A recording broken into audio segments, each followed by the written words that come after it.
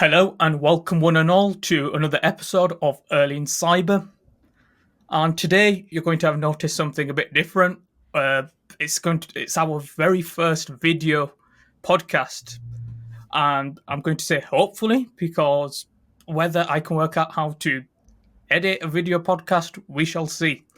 But I'm pleased to announce our first guest on our very first video podcast, Musa Ayoob. So welcome. Thank you. Welcome, and thank you for having me there, Shams. No problem. And before we delve in deeper, I know that you've been down to London this week for the Cyber Expo. So I wanted to ask, how was that experience? What was it like meeting all these people? I think it was very good. I'm very much a people person, as most people know. I love meeting other people. I love spending time going out and actually introducing myself to people. I met lots of contacts that I knew on LinkedIn, had never actually met them, so I met them in person. Some of the talks were interesting, and the experience overall is very much welcomed. I was not one of those that fared well under COVID, because I'm very much I like to get out and about. So for me, as many exhibitions and seminars and events I can go to, I go to. I think that's what it is. Some people tend to they prefer sitting at home and doing things virtually. Others like that human interaction. I'm a bit of both. It depends what mood I'm in. So, yeah, it's great having these meetings and get-togethers coming back up after COVID. And, you know, they're up and down the country. So if you guys do want to get involved, I'm sure you'll be able to find something in your area.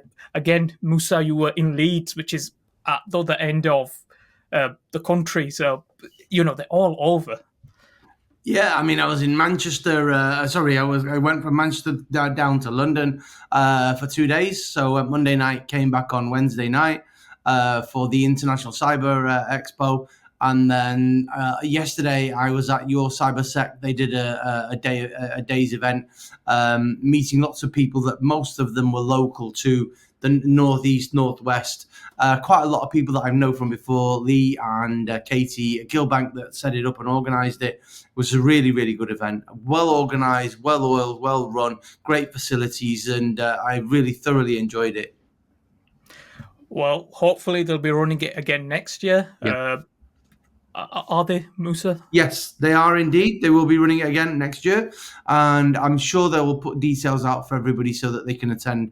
And the more people attend, the better. You get to network with some industry professionals, and you get to network and with some people that can really give a lot of insight. And the talks are always fantastic.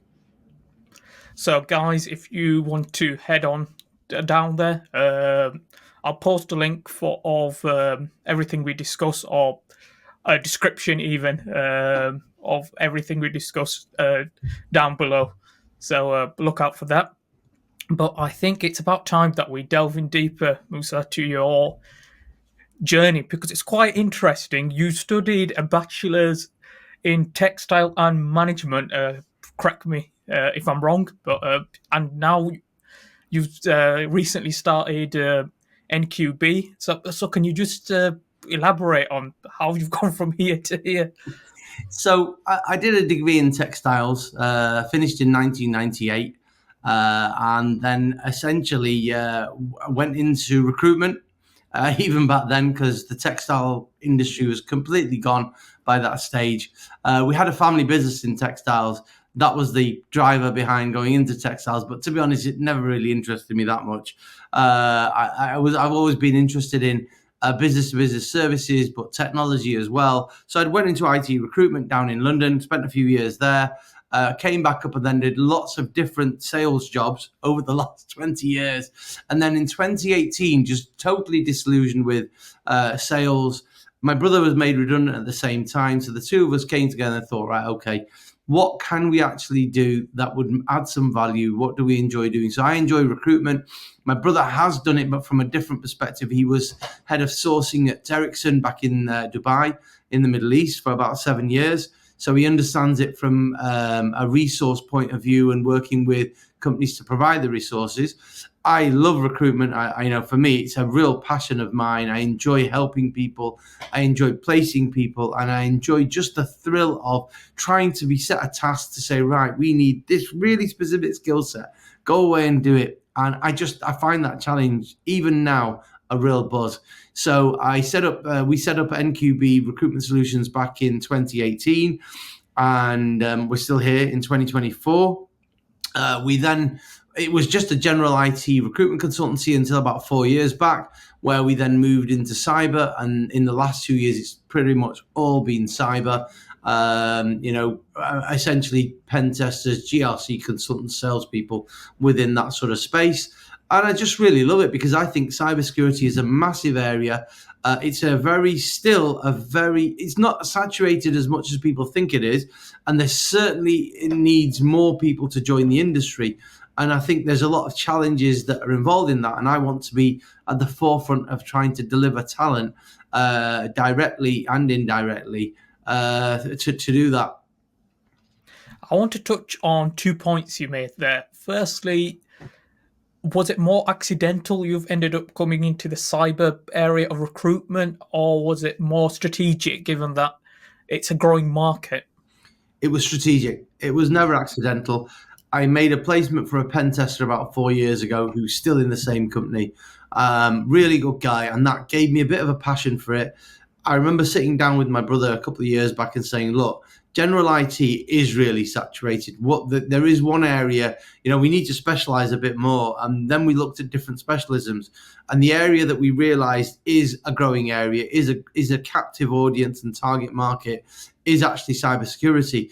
There are also lots of boot camps out there. There's lots of individuals self-studying out there. So there is not just that there's the client side of it, but there's also candidates, and there is a pool there. So I think we slowly but surely morphed into just a cybersecurity recruitment consultancy. And I think it's worked well. We've got a good reputation within the industry, and we really enjoy it because it is more challenging than tech. But it's also more rewarding because the stakes are higher. The interest can often be more difficult to generate, but at the end of the day, it does have its rewards there. And the second thing I wanted to follow up on was regarding saturation within the cybersecurity market. Ian, different people have different perspectives on this, and currently, I know the job market within tech generally isn't great, so to speak. So, what do you say to those folk who are looking to get into cybersecurity or have cybersecurity qualifications and are struggling out there? Yeah, I mean, it is in terms of, right. So there's a few different angles to this. First of all, I don't think it's an oversaturated market yet. There is certain areas that are more heavily sort of there's a better throughput of people going through in those areas because there's probably more requirement at the moment for them. So, for example, pen testing and SOC services. SOC, because any SOC function needs to have a minimum number of people to cope with a 24-hour operation. So that naturally requires a bigger organization to be able to function it. Pen testing, because I think in the end, if you are going to get yourself certified in any way, you're going to need some form of pen testing. And anyway, I think it's a good idea to get some pen testing services done. But where I see the real value is advisory, so GRC, and then threat intelligence. And I think these are the two up and coming areas because whilst a lot of pen testing is still automated, and it always has been, to be honest, it's not it's an area which will always be there, but there's a heavy element of automation in there. The skill of the pen tester is to be able to understand the results of the pen, and also to design a pen test which is suitable for the client. And I think this is why it's still going to be relevant. I think the other problem is a lot of companies still don't understand what is cybersecurity and how important it is. So I think there's a massive untouched market that has never had any resources into cybersecurity, whether either through an outsourced MSSP or directly by hiring somebody with a cyber background. So I think it's still a massive untouched area. And I think as we move forward with the bigger and greater threats that we face, I think it really will be. Anyone who's looking to get into cyber, I would say the most important thing to do is try and map out what your skill set is. And I don't just mean your technical skills. Map out your personality. And then there is a website now, I think it's the National Cybersecurity Cluster, I think something like that, where they've actually got them outlined, 16 different job functions that you can do within cybersecurity, and it's worth going on there. I think I'll dig out the details later, and I can send you that, Shams. And it's worth candidates exploring that first to find where their aptitude is, to then decide, right, I think this would fit me better, and then make an opportunity for themselves in that. That would be great for our listeners. I'm sure they'll agree. And I know exactly which site you're referring to, because when I was in school, I used that same link to sort of work out where I want to go. Because as you mentioned, security is so broad. And then it's like going into the industry of medicine, I guess. You know, you can become a heart specialist, a neurosurgeon, a cardiovascular, etc., etc. So, you know, it's a great way to sort of pinpoint an area of security that sort of matches your personality and the way your brain thinks. Absolutely. Yeah, I couldn't agree more. Absolutely. And going back to your career, has your sort of sales background helped you within the cybersecurity recruitment side of things as well?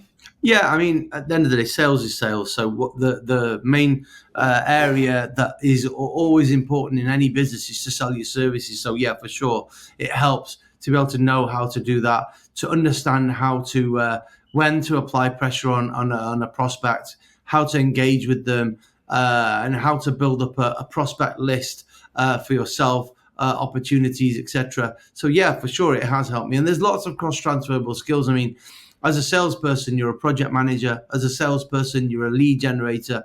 As a salesperson, you're somebody who builds relationships and maintains them.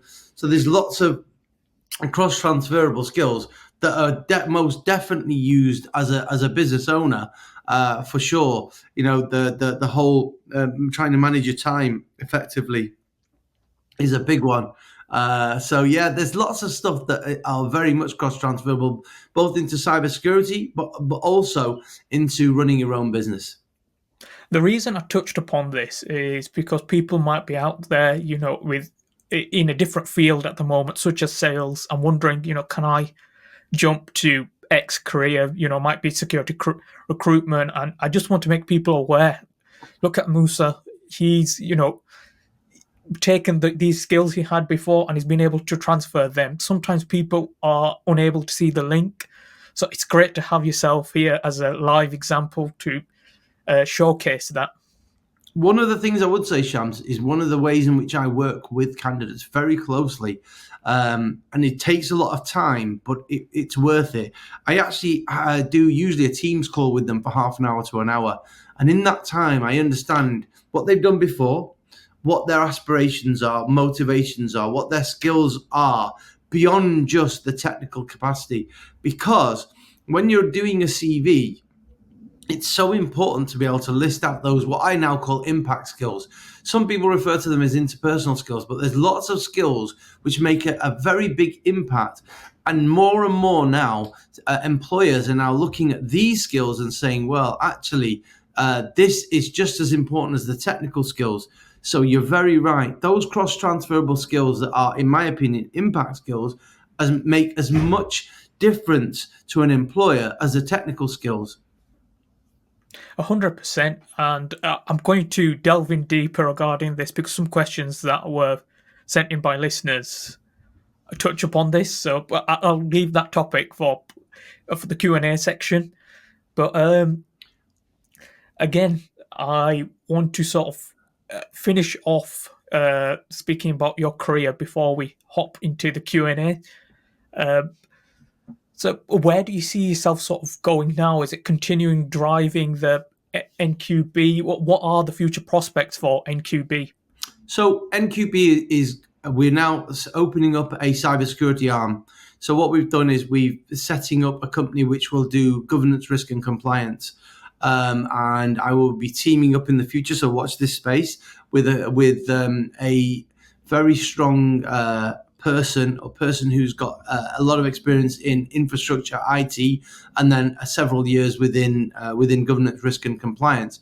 So we're going to help clients to navigate frameworks. We're going to help clients to also understand what good security posture is, give them some training and awareness to help them and their teams to try and keep as safe as possible and minimize those risks. Also, we're looking to give oversight to companies that have got undergoing digital transformation projects or projects in general. That, it could be that they need someone to just sit on top. They don't need a full-time CISO. They don't need a full-time head of cybersecurity or information security. But what they do need is someone to sit with their project managers and just understand what the risks, and help them to understand what the risks could be during the project, and then afterwards, once the transformation is complete, just to make sure there's no risks to the organization. So that's definitely something that's ongoing. Which will mean I'll be splitting my time between my recruitment and the cybersecurity. But hey ho, I love a challenge, and I enjoy that. In terms of the recruitment, that's going to remain the same. It's going to remain to be cybersecurity based, focused, GRC consultants, pen testers, and salespeople. Those are the three areas that we work on, and we'll continue to do so. I've got a big network within that, and I don't think that's going to change anytime soon. I do enjoy it. Clients do give me other requirements from time to time, but those are the focus areas for us. I'm glad to hear that you're just going to still continue with the recruitment side of things, but it's also exciting to hear that you're going to branch out a bit more into services across a multitude of areas. So that will be something to look forward to, I guess, for not only people coming into the industry, but people who are already in the industry as well. Absolutely. At the end of the day, I think it's very important. And one of the things that I do very much believe in is mentorship and helping others. And it's a focal point for me. I haven't made money my focus of what I do. I've made helping others and genuinely trying to make a difference in people's lives. And I do that. I mentor people, although not from a technical perspective, just from a perspective of trying to help them get a job. I mentor them in trying to improve their presence on LinkedIn, which does then help them to get a job. I've been successful at it, thank God. And I really enjoy the interaction with candidates. So I don't want to lose that ability to sort of still focus on the market, but from a recruitment perspective, because it also the other thing that it really does is it opens your eyes. The candidates often tell you who the good companies are, who the bad companies are. They also tell you about what's going on in the industry. They also tell you about future changes and what's likely to happen in the industry, because they're at the sharp end. So it's always a very good way to garner information and to get a big holistic approach and view. You've got my clients on one side, and then you've got the candidates, and the whole thing gives you the bigger picture. And it's actually really important, because that way you can hear it from both ends: employer, employees, candidates, and you can then make decisions based around, like, do we think we should continue in this area? Is this now becoming, for example, AI and generative AI is becoming a huge thing. Is this now going to impact how people work? Is there changes coming in? And we are aware, obviously, there's going to be changes coming in the future around this. Is there going to be legislation? How will it impact people? So by keeping in touch on both and all the different sides, you get a much more holistic view of the market. And that really helps you to then decide, right, what do I need to focus on in the future? What do I need to focus on in the short term, medium term, and long term? So yeah, I'm not planning on changing that anytime soon. I'm glad to hear that, and 100%, absolutely, I echo everything that you've said. So thank you for that. Now, I'm conscious we have quite a few questions to get through, and I'm guessing our listeners will want detailed answers. So, without further ado, I'll crack on to the Q&A section. Perfect. Listeners, I've got your questions already printed here. So in no particular order, I'll kick off with the first one. So, Musa, from your experience, what makes an ideal CV? I'm looking for a direct answer, not a generic one. A lot of great CVs with solid experience get rejected, often because of the format. What's really causing recruiters to not get back to candidates, even when they have impressive CVs? And how can someone truly grab a recruiter's attention? Is it about applying early, or are there some other factors at play? And have you ever personally overlooked a candidate? If so, why? Okay. I'm going to take these each in turn. So you're asking about what makes an ideal CV. And I think this will actually explain a lot of why candidates get rejected. So this is going to cross over anyway. So the first thing is you need a very clear structure to your CV. It needs to be, let me start with the basic things. You need to make sure that the font is readable. Some people tend to use some strange fonts. Go with the basic font, Times New Roman, Arial, Calibri, something that's very, very easy to read. You can't understand how important this is because some people, they don't read it on the screen, they print them off. So make it large enough and readable. That's the first thing. Make the formatting such so that it's very easy to understand each section of the CV. And on the first page, and this is the most crucial bit of any CV, is just the first page. That personal statement of about 2 to 3 to 4 paragraphs, depending on how experienced you are, that has got to really hit the mark. Inside that, it needs to tell the story of what experience you've got.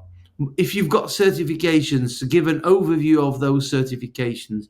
It then needs to tell a little bit about your motivation, what you really enjoy doing. It needs to go into why you are so motivated. So all of those key things in that section. And that's why I say it doesn't matter if it's 2 paragraphs, 3 paragraphs. You can cover all of that in that space because that then tells the story of who you are. And remember, the employer doesn't know you. They don't know you from Adam. So when they're reading this, it's got to tell them a story. It's got to tell them a story so that they want to invite you for an interview. A CV has never got anybody a job ever in the history of employment. The only thing it is supposed to do is to get you through to the first stage of a recruitment process, which is actually to be invited for an interview or a screening call. So always bear that in mind when you're processing your CV. The next thing you need to do is you need to have your personal information.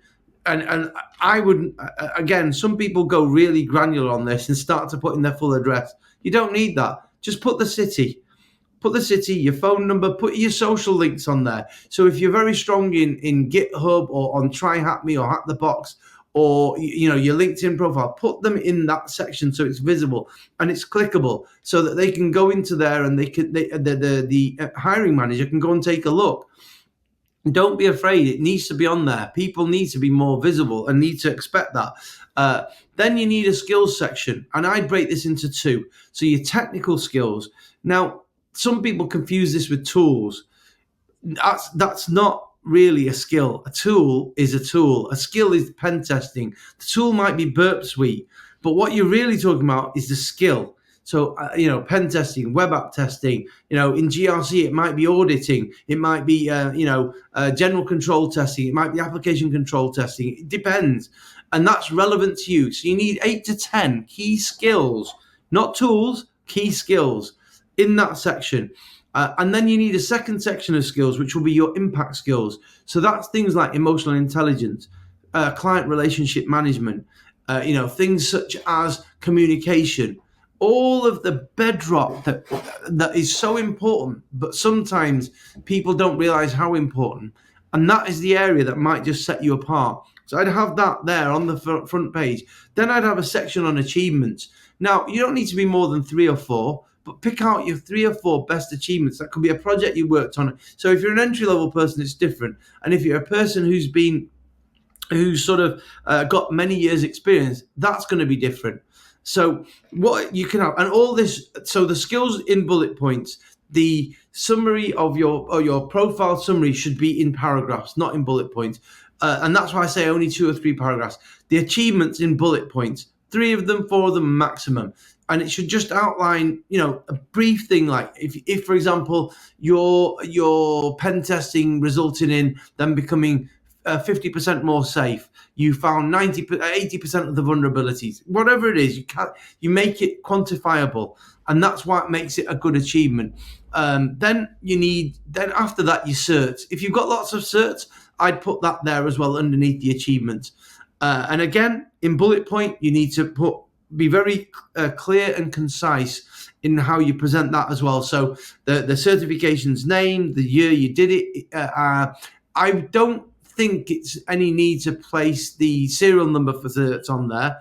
Again, you've got to be careful, because what you don't want to do is someone get it in the wrong hands and they get hold of your cert and then and change over the details for themselves. So just be careful. You don't really need that. If someone wants you to, you can always produce that at an interview anyway. And then after that, your work history. Work history needs to be the most relevant job first, and in bullet points. And again, you just need to give the overview of what you've done, and you don't need to any information you've already put in your achievements, you don't need to put again in the actual work experience. So that way, what happens is and again in bullet points. So the work experience, it all needs to be in bullet points.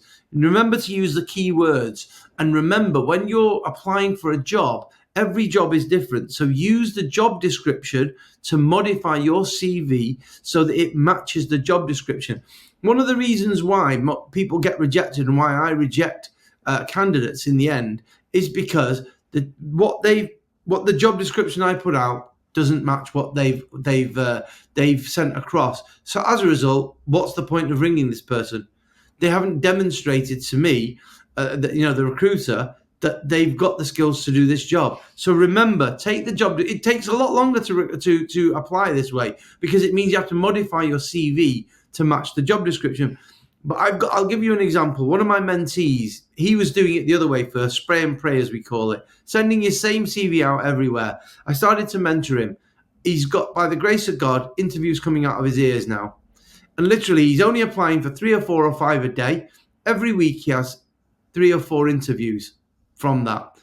The mindset has got to be, I am not just going to send out my same CV to everywhere.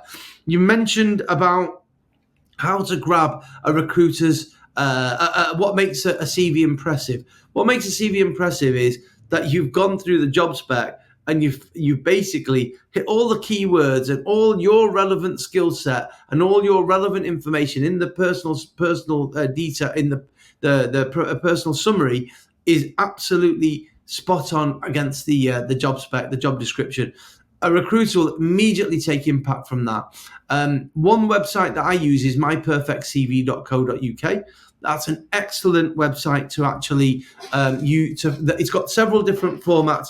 I like the impactful one. I think it makes really, really good reading and easy to read, easy on the eye. And I by the grace of God, I get interviews left, right, and centre by using that format for my for my candidates. In terms of what grabs my attention, a well-written CV, in the sense that it's not too wordy. So don't. Hello? Can you hear me? I'm sorry, we seem to be having some technical difficulties. As I was saying, I think the in terms of for a recruiter, the things that they look at is, do the key skills match the actual job description? Does the as a person got certifications there? Are the achievements relative to the job description? And the links, when we click on them, does it match the CV? So you'd be surprised how many people don't actually put all their jobs in LinkedIn, and then suddenly the employer's looking at a CV that doesn't match LinkedIn. Don't do that. It's important that everything that you put on there is accurate and matches. Really important. And make sure you use the keywords, because if you don't have the keywords in there, it's going to get filtered out. Although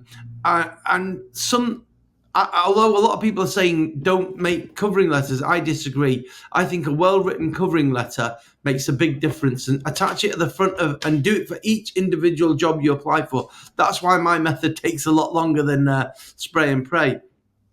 and then attach it as the first page of your CV and send it off. Because in that short covering letter, you can actually stipulate why they should be calling you for an interview, relating everything in the job description back to your experience. And it's a perfect way for them then not to have to read too much in your CV, because you've written it in a covering letter. Yeah, it does take some time because you have to map out the job against your experience, but it's worth that. It's worth the effort, I can tell you. In terms of you asked about why I wouldn't take a candidate forward. It's because they've not bothered to read the job description and they just sent a generic CV in. And I think that doesn't grab anyone's attention.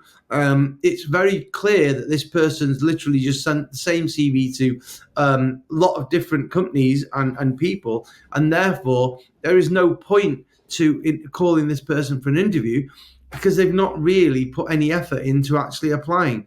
And to be quite honest, if that's the way in which you work, then most likely you're going to work the same way in a job as well. So how much attention to detail do you put in? How much effort do you really put in? And again, just think of those things as well, that an employer's got that even subconsciously going through their mind. I hope that gives you a good overall answer. No, that was excellent. So thank you very much. I think you've encompassed everything that question asked. And more so, you've given sort of a recipe that not only this individual can follow, but other listeners out there, whether they're new to the market or, a seasoned pro. Absolutely. I like to think so. So, you've touched on this earlier on today, but I just wanted to address it directly. Our second question was, what are good ways to stand out? Do they like personality in CVs? Should I reach out to hiring managers via LinkedIn, etc.? So my advice, first of all, is that absolutely reach out to people on LinkedIn. As soon as you see a job advertised, whether on a website, whether in LinkedIn, whether in CV Library, whether in Indeed, find the team and the team manager and reach out to them on LinkedIn and just basically connect with them. Use a very general message. Just you can just say that I'm also working. I see that you're working in cybersecurity. I'm also at whatever level you are, and then just say I'd like to connect and expand my network, something like that. If you've got people that are mutually mutual connections, you can mention that you've got mutual connections, etc. And definitely connect up. In fact, to be very honest with you, sending out a CV is now very much secondary to LinkedIn. Basically, working and using and leveraging on LinkedIn to actually get a role. More people. And I'll give you an example here. One of my other mentees, she spent a long time before I was mentoring her, just basically applying to everything online. She didn't really use LinkedIn. She hated it. She thought it was just it was just like a Facebook, but for adults sort of thing. And what happened was that when I showed her the power of LinkedIn and how to utilize it, she spent then 3 months solid using LinkedIn, connecting with the right people. And then they themselves are coming to her saying, right, we've got this entry-level position coming up. Can you send us your CV? She'd then ask them, what do you want in the CV, so that I know that it gets through to an interview. And they would then tell her exactly what she needs to put in the CV. So she'd come back to me, we'd work it through, and we'd modify her CV to make sure it reflected everything they were asking for. But there's an example of how to actually leverage LinkedIn. Build relationships with people. And genuinely build them. Be interested in what they do. Learn from them. Ask them questions, especially if you're an entry-level person. Ask them questions. Everybody likes to feel important. Everybody likes to feel like that they're being heard. So utilize that facet of the personality to just engage with them and gain from their experience. So leveraging LinkedIn is an absolute must. And in terms of your personality, basically, if you're engaged on LinkedIn, people will see your personality. There's something called personal branding and voice. And these things are critical. So in this day and age now, you've got to have a personal brand. And people can immediately, if they look at this profile, it reaches out to them and says, right, this person is A, B, C, D. They can immediately identify what your personality is. I don't think necessarily the CV can ever do that in the same way, because the CV is a static document. Your profile is dynamic and ever changing. So you've got it in your hands to basically have that. So I would always recommend people post related content that's related to cyber, but also a little bit about themselves. If they do something for charity, put it on there. If they had a bad experience in retail somewhere, don't obviously mention the company, but just say I had a bad experience in, you can do, because it shows who you are. It gives that holistic view of a person. And that's the advantage of LinkedIn, that it actually gives you the opportunity for your personality to come through, not just your skills and what you're capable of from a professional perspective. It also gives people an idea of who you are. And I think in this day, in 2024, cultural fit, fitting into organizations, being seen as a person that would be of interest, or an interesting person, that's just as important as the technical skills that you could bring to a role. Because people need to know, can you work with other people? Are you someone who's going to fit in the culture of the business? Are you someone that's basically that they can rely on and depend on? Are you someone who's professional? Are you someone who's got integrity? These are all things that people can find from your profile. And bear that in mind when you're posting, and when you're linking in with people or connecting with people. Bear that in mind, and remember, it's a showcase, but it's also a showcase so that people can understand who you are and what you're about. That's why I think it's absolutely vital. Yeah, it's a bit Facebooky at times, and it's a bit, there are times where I'm pulling my hair out thinking, what is this place? But at the same time, there is no other platform like this that gives this many users. I mean, I think there's 500 million users on there. The ability and the platform to engage with other people across the world, essentially, on different levels. So utilize it as best you can. And I think more important than your CV is standing out on LinkedIn. And you do that through your content, your voice, your brand, and who you are, by letting that shine through. I hope that gives you some more insight into that. It does. Before I move on to the next question, I just wanted to sort of rewind something regarding your answer. What would you say is the balancing act then, getting between that sort of personality across and making sure it doesn't become too what's the right phrasing? You lose the professional aspect of it. So my advice is, and this comes from a lot of experience in utilizing the platform, I would say, if you're an entry-level person, spend 80% of your time posting about the CTFs that you do, the try-hack me's, the hack the box, posting about breaches that happened and your take on it, and about 10 to 20% of your time talking about yourself. That's the best sort of breakdown. That way, because they'll get to know your professionalism, your integrity, and what you're about in terms of your skills. But there's enough in there, 1 in 5 posts, 1 in 10 posts, whereby you can show who you are as well. And also, it's not just about posting, it's about engaging with other people. So sometimes people just think, let's just post and never engage. We just like literally voyeurism, where you're looking at other people's, not doing anything else. You need to engage with people. And that's the other critical area of LinkedIn, but you need to engage in a way which is professional. So don't, I don't think you can swear on LinkedIn, but be careful not to swear on LinkedIn. Be careful to keep your language very considered, and look at the person you're engaging with before you jump head on in and have a discussion about something. And look at what they've posted as well. It's happened when in a few years back. Sometimes I would jump into writing on a post or someone's post without really thinking about it. Now I look at it carefully, and now I look at the person, and if it's not somebody I know, it's different. But if it's someone new that I don't really know, I'll go and review their profile first and just try and understand a bit about them, and then I will put a comment on their post. So you've got to sometimes play it a bit smart.